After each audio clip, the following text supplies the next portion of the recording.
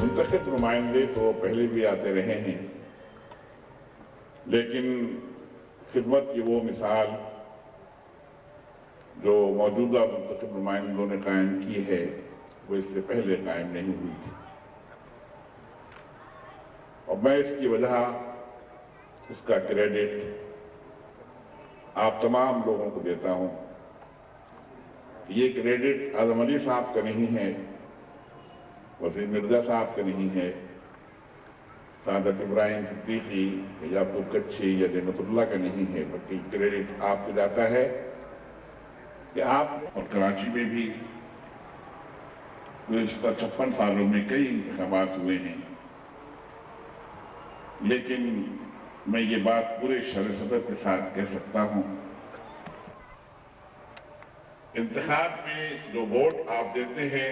وہ ایک امانت ہے، اور ووٹ کے ذریعے سے آپ کچھ ذمہ داریاں، کچھ مناسب فیصلے کیے جائیں تو اہل لوگوں کو شعوری طور سے جان کر بوجھ کر علاقے کی بنیاد پر فیصلے کیے گئے ہیں، اور اس سے آپ انکار نہیں کر سکتے۔ گزشتہ انتخابات جو 2001 میں ہوئے تھے،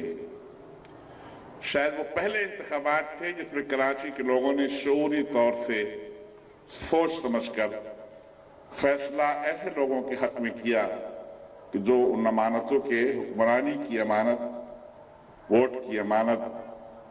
مناصب کی امانت کے مستحق تھے اور اہل تھے۔ جب اللہ کے حکم کے مطابق فیصلے کیے جاتے ہیں تو اس کے ثمرات بھی فیصلہ کرنے والے ہی سمیٹتے ہیں۔ اللہ تعالیٰ نے اگر ایک حکم دیا ہے قرآن کریم کے اندر تو اللہ تعالیٰ کو اس سے کوئی فائدہ نہیں ہے۔ وہ حکم اس لیے دیا گیا ہے کہ تم اگر اس حکم کی اطاعت کرو گے،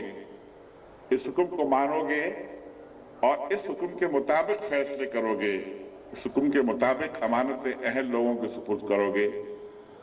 تو پھر اس کے پھل بھی تم ہی کھاؤ گے، اس کے ثمرات بھی تم ہی سمیٹو گے، اس کا فائدہ بھی تمہیں ہی ہوگا۔ گزشتہ 16 مہینے کے اندر، 18 مہینے کے اندر کراچی کے لوگوں نے اپنی کھلی آنکھوں سے دیکھا ہے، اور اس بات پر ان کو یقین ہوا ہے اور اس کا وہ اعتراف کرتے ہیں کہ انہوں نے صحیح فیصلہ کیا تھا، اور اس کے نتیجے میں وہ منتخب نمائندے جن پر انہوں نے اعتماد کیا تھا، انہوں نے اس اعتماد کا حق ادا کیا ہے۔ میں نے جس دن حلف اٹھایا تھا 2001 میں، تو میں نے اللہ تعالیٰ سے دعا کی تھی کہ اللہ تعالیٰ مجھے نہیں معلوم کہ تو نے میری کتنی زندگی مقدر کی ہے، لیکن جو بھی زندگی تو نے مقدر کی ہے، میری صرف یہ دعا ہے کہ اس زندگی کے اندر مجھے کچھ ایسے کام کرنے کی توفیق عطا فرما دے جو آخرت کے اندر میری نجات کا ذریعہ بن جائے۔